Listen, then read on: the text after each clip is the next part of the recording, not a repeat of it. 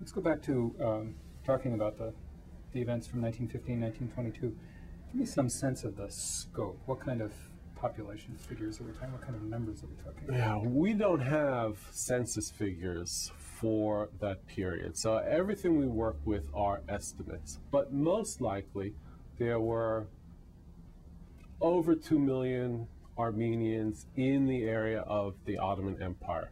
And again, the estimates vary tremendously about how many Armenians actually died in the genocide, but probably up to 1.5 million Armenians died from direct killings, from the immense suffering that they endured as they went on these long marches through the desert from historic Armenia to what today is Syria and Iraq. So we're talking about a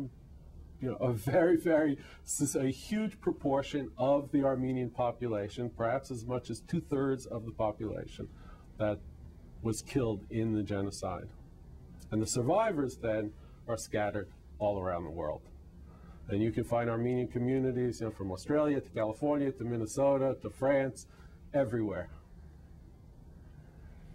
And has the culture survived in any sense among those communities? Is there still a strong enough community that the language survives? The language survives with difficulty. The community survives. And I think it's a testament both to Armenians and I think to the general human determination to survive these kinds of immense tragedies. But Armenians have been particularly careful about preserving their culture, preserving their religion, preserving their cuisine, and more recently also preserving the stories of the genocide. The genocide was very widely known when it occurred. It was known in the United States. It was known in Europe, even though this was in the middle of World War I. We know it from consular reports, from diplomatic reports. We know it from missionary reports. And there were headlines in 1915 and 1916 in the New York Times and the London Times, all over the Western world and beyond. So this was very, very widely known. By the mid-1920s, though, a kind of silence had descended upon the genocide, partly for political reasons, because the Western powers had determined that in 1923 that Turkey could be a bulwark against communist Russia, the Soviet Union, and then began a long, decades and decades long history of political maneuverings, political alliances, because Republican Turkey then was seen as a valuable ally. That continues to this day. So partly for political reasons, the silence descended, but I think also Armenians in the decades afterward kept silent themselves for the most part. There was a sense of shame about what had happened to them. That is not at all untypical or unusual, although the Holocaust is very much in our public consciousness today. In the late 40s, 1950s, and 1960s, very, very few people, very, very few survivors talked about their experiences. Even in Israel, people did not talk in the 1950s about the experience of the Holocaust. So that silence is unusual. But it's taken new generations of Armenians, it's taken some courageous Turkish scholars like Tana Akçam to start to break the silence. And I think for the last, 25 years, we're learning more and more about the Armenian genocide. We're hearing more and more about the genocide. We hear it in scholarly forums, and we hear it in public and political forums as well. The Holocaust has many interesting parallels, many interesting differences.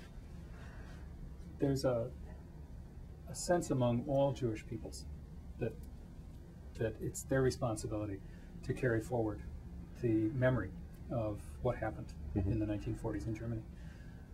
Why didn't that happen among all Christian peoples uniting with the Armenians? If there really was this clear distinction that the Armenians were, in fact, from the first Christian state, why wasn't the Christian world hearing about this in 1915 in the newspapers, etc., responding with an outcry?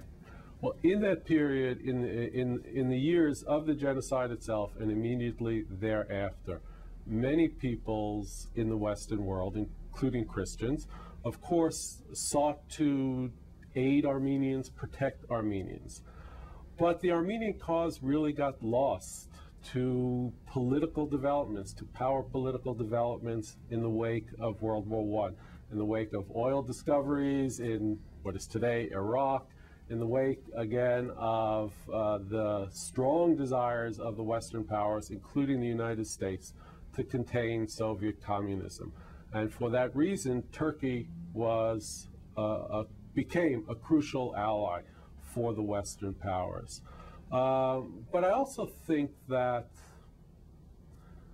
the issue of the Armenian genocide is, shall we say, too important an issue to be left to Armenians and Turks, just as the issue of the Holocaust is too important an issue to be left to Jews and Germans. In other words, these are human rights issues that go substantially beyond the particular communities involved. These are issues that have to concern all of us.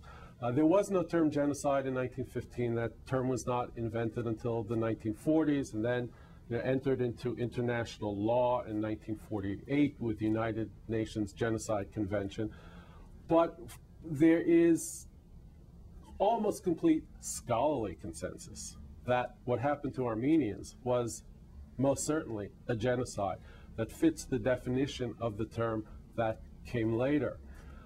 And that has to be recognized as a violation of international standards of human rights, of how any population should be treated, how minority populations should be treated. So it's an international human rights issue.